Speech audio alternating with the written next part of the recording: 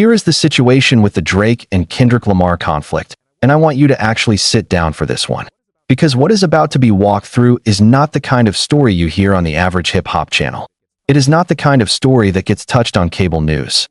And it is not the kind of story the OVO apparatus ever wanted you to understand in the first place. That a legal document tied to the Drake organization quietly surfaced over the last 10 days.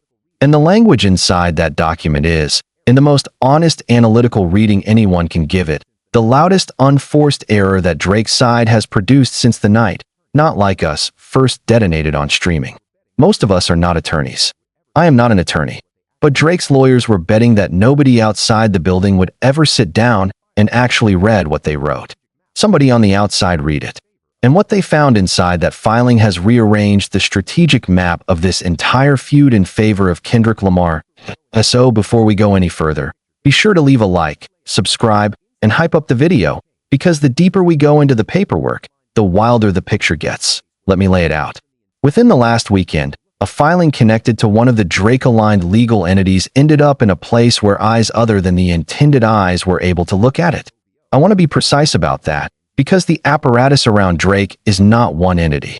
It is a constellation of entities. Some labeled OVO, some labeled with corporate names you have never heard of, some routed through management shells that exist for exactly the purpose of keeping something like this out of the public conversation. This document is associated with one of those entities specifically, and on the surface, it looks like the kind of routine protective filing that any major label apparatus would draft when it believes it needs to lock down certain categories of future content. Drake's people clearly believed this would be a quiet move. They clearly believed nobody would read it carefully. They were wrong, because here is what the language inside that filing actually does. And this is the part where, if you are a Kendrick Lamar fan, you might want to sit on your hands so you do not start clapping in the middle of your living room. The filing, in trying to define the scope of the things it wants to legally restrain, also accidentally defines the scope of the things it cannot legally touch. And the scope of things the OVO camp cannot legally touch, as written in their own paperwork, turns out to be enormous. It covers, by my analytical read, almost every conceivable lane that PG Lang and TD would ever want to use to deploy Kendrick camp material that references Drake or the broader OVO operation. In a single passage, the Drake legal apparatus essentially put their signature on a public confirmation that an entire universe of release strategies, vault content, and creative responses by Kendrick Lamar is sitting in a zone they cannot effectively touch. That is not a small problem for Drake. That is a strategic catastrophe written in their own ink. And now this is where things actually pick up, because the obvious question becomes, how does a legal team with the kind of budget Drake commands produce a piece of paperwork that does the exact opposite of what it was meant to do? The honest answer, based on everything I understand about how this kind of institutional work actually gets done, is that this is not a story about lawyers being bad at their jobs. This is a story about lawyers being made to work at a tempo that no legal apparatus on earth was designed to handle. The OVO legal operation over the last 60 days has been in a state of pure reaction. They have been chasing leaks. They have been chasing vault speculation. They have been chasing chart manipulation rumors. They have been chasing what the West Coast camp is whispering about deployment timing. They have been trying to do all of that without publishing a single document that itself becomes ammunition for the other side. That is an impossible workload. And what happens when you stack an impossible workload on top of a legal operation is that, at some point, language slips through the drafting process that under normal conditions would have been caught on the third or fourth round of review and rewritten. The filing we are talking about tonight is exactly that piece of language. It is not a story about incompetence. It is a story about a defensive posture moving so fast that the institution making the moves can no longer protect itself from its own typing. Let me describe what I genuinely believe happened on the Kendrick Lamar side once that document became visible. I believe that within a matter of hours, the PG Lang and TD legal teams sat down, pulled up the filing on a shared screen, and went through it line by line. I believe that as they reached the operative passage, the room went very quiet. The way rooms go quiet when professionals realize the other side has just handed them something they did not deserve to receive. I believe that within 24 hours, internal communications across the Kendrick camp included a revised vault deployment roadmap that accounted for the new, much narrower legal exposure Drake's side, had inadvertently created in writing. In other words, the OVO apparatus did the Kendrick Lamar camp's strategic mapping for them, on the public record, for free. They drew the lines. They marked the boundaries. They told the West Coast where it can move and where it cannot be effectively challenged. And the West Coast, led by Kendrick Lamar and quietly architected by the people he trusts, now has a written map of safe territory that came straight from Drake's own operation. There is no other domain on Earth where you would survive professionally after producing that kind of accidental gift to a rival. Now, before we go further, I want to put a marker down on something that is going to matter as this story develops. The OVO side is going to try to spin this. They are going to try to claim, through proxies and carefully placed talking points, that the filing said something other than what it actually said, or that the relevant passage has been misread by people who do not understand legal language. That is the move.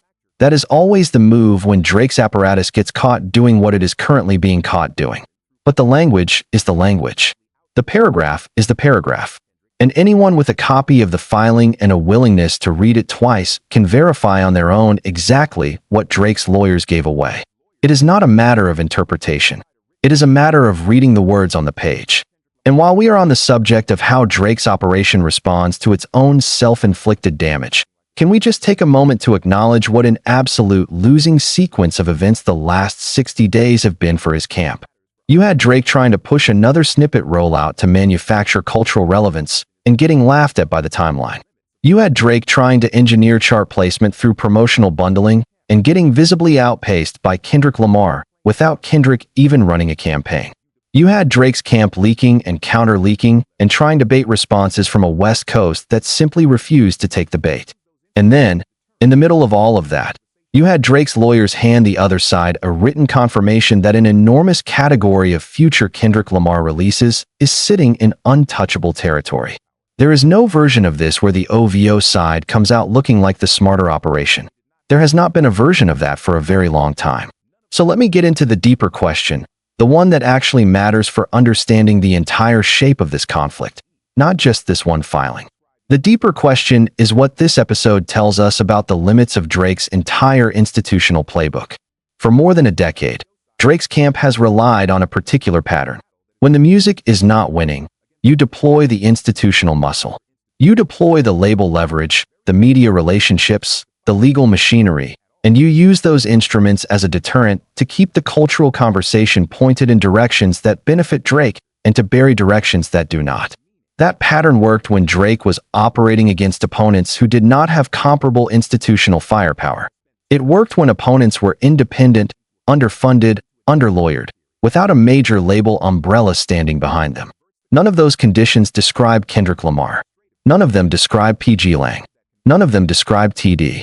And none of them describe the Interscope structure that is now quietly making sure the West Coast camp is fully resourced for everything it wants to do.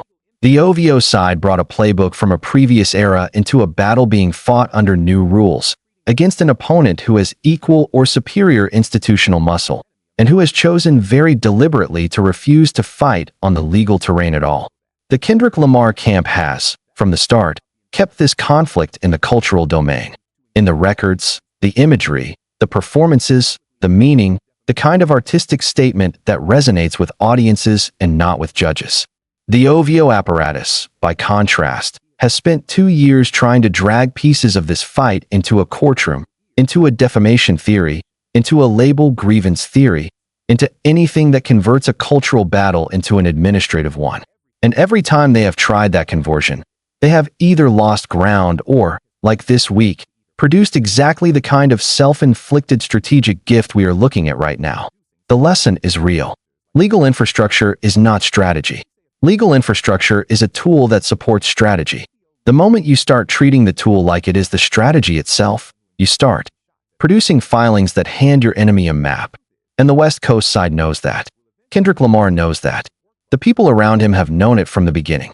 That is why, throughout this entire beef, Kendrick has refused to engage on his opponent's preferred turf. He has refused to publicly engage with the defamation theory.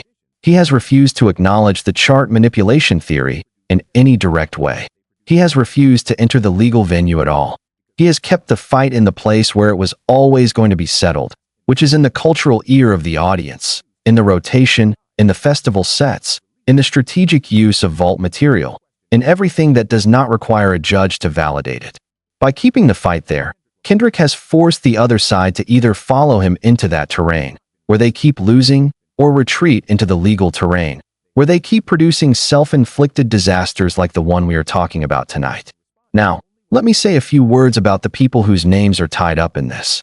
The OVO legal apparatus is staffed by serious professionals.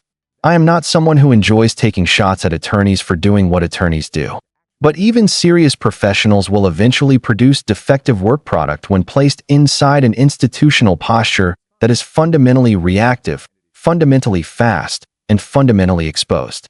That legal team has been operating under all three of those conditions for a long time now, and 60 straight days of that combination does not produce careful drafting. It produces paragraphs that survive into a final filing because nobody had time to slow down and ask the question that should have been asked in the first place, whether the language being used to constrain the other side might accidentally release the other side. In this case, that question was not asked, and the consequences for Drake are now public. By contrast, the Kendrick Lamar legal team has been operating in a completely different posture. They have not been reactive. They have not been rushed. They have not been exposed. They have been patient, quiet, allowing the other side to make moves and responding only when strictly necessary. That is the posture you want your legal team in when you are trying to win a long-term cultural conflict. That is the posture that produces clean filings, careful language, and the ability to actually read what the opposition gives you and extract value from it. The contrast between how the two sides have approached the legal dimension of this conflict could not be sharper, and it is showing up in the paperwork. So let me run the forecast on what happens from here, because I think there are three things very likely to occur, and I want to put them on the record so we can come back in a few weeks and see how the calls land. The first is that the OVO camp is going to attempt to file a corrective amendment, a clarifying motion, or some secondary instrument designed to narrow the unintended scope of the original filing. They are going to try to walk back the language and seal off the lane they accidentally opened. The problem with that move is that the moment you attempt to narrow language that has already been read by the other side, you confirm to the other side that the original language said exactly what they thought it said. The corrective move actually deepens the damage even as it tries to repair it. That is the trap Drake is now sitting inside. The second thing that is going to happen is that within the next 60 days, the Kendrick Lamar camp is going to deploy at least one significant piece of content that sits squarely in the now mapped safe zone created by this filing. They are not going to brag about it. They are not going to point at the paperwork while they do it. They are going to act as though the deployment is just business as usual, but it will land inside the exact territory that the other apparatus, by its own paperwork, has acknowledged it cannot touch. That is the kind of move Kendrick Lamar makes. Quiet, surgical, and devastating in a way that takes the audience a moment to fully register. The third thing, and I think this is the most consequential for the longer arc of this conflict, is that there is going to be a quiet but significant restructuring of the OVO legal apparatus. Not a public restructuring, not a press release, but a quiet internal shift that happens when an institution finally admits that the people running it cannot continue operating at the current tempo without producing more documents of the same caliber as the one we are discussing tonight. That kind of restructuring is what follows a major institutional embarrassment. And what happened with this filing is, by any honest measure, a major institutional embarrassment. The restructuring is coming. The only question is whether it arrives in time to prevent the next filing from being even worse. Let me end on the broader frame, because the broader frame matters. The story of Drake versus Kendrick Lamar has, from the beginning, been a story about two very different theories of how a modern hip-hop empire is supposed to function. The Toronto theory is institutional. It is about leverage, about the deployment of resources to control the conversation, about using the machinery around the artist to amplify what needs amplifying and bury what needs burying. The Kendrick theory is artistic. It is about the work, the catalog, the cultural footprint, letting the music carry the weight that institutional machinery is supposed to carry for everyone else. And what this entire conflict has demonstrated, episode by episode, is that the Kendrick theory is winning. The institutional theory cannot defeat the artistic theory when the artistic theory is being executed at the level Kendrick Lamar is executing it. This filing is just the latest data point on a curve that has been bending in Kendrick's direction for a very long time. Drake's camp will of course claim otherwise. They will point at streaming numbers, chart placements, radio infrastructure, international touring footprints, and argue their guy is winning. But streaming numbers, chart placements, radio infrastructure, and touring footprints are all downstream of the cultural conversation. And the cultural conversation belongs to Kendrick Lamar right now. It has belonged to him for some time. And the longer Drake's apparatus tries to fight the cultural conversation with legal instruments, the more documents like this one are going to slip out of the building and into the hands of people who actually read them. The cultural memory of this conflict is going to be written in large part by moments exactly like this one. Not by the headline songs, not by the chart wars, not by the streaming numbers Drake's camp loves to point at. The cultural memory is going to be written by the small, telling institutional moments where one side reveals exactly who they are under pressure. And the institutional moment we are watching this week reveals very cleanly that the Drake apparatus is not built for the pace it is currently being asked to operate at. It reveals equally clearly that the Kendrick Lamar apparatus is built for exactly this pace, because it has never been trying to outrun anyone in the first place. It has been pacing itself, conserving energy, picking its moments, and letting the other side burn out trying to keep up with a phantom. That is a structural advantage that does not get reversed by a corrective filing or a clarifying motion. That is a structural advantage that requires changing the entire posture of the operation. And there is no public indication that Drake's apparatus is capable of that kind of change right now. There is one more piece of this worth flagging before we wrap. It has to do with how the broader hip-hop ecosystem is going to read this filing once the dust settles. Every label legal department, every management company, every artist apparatus that watches how the giants move is going to study this paperwork as a case file. They are going to study it the way pilots study a flight that almost went down. Because what happened with this filing is the kind of cautionary tale that every major label legal apparatus will be required to incorporate into its training going forward. And the artist whose camp produced the cautionary tale is, as of tonight, Drake. That is now part of the public record, part of the historical archive. The artist on the other side, the one who benefited from the cautionary tale without ever having to lift a finger, is Kendrick Lamar. That asymmetry is going to follow both names for a long time. And it is going to follow them in places that have nothing to do with music charts and everything to do with how serious institutions evaluate which side of this conflict is actually the more competent operation. So that is where we are tonight. A legal filing tied to the Drake organization has, by its own language, ceded an enormous amount of strategic territory to the Kendrick Lamar camp.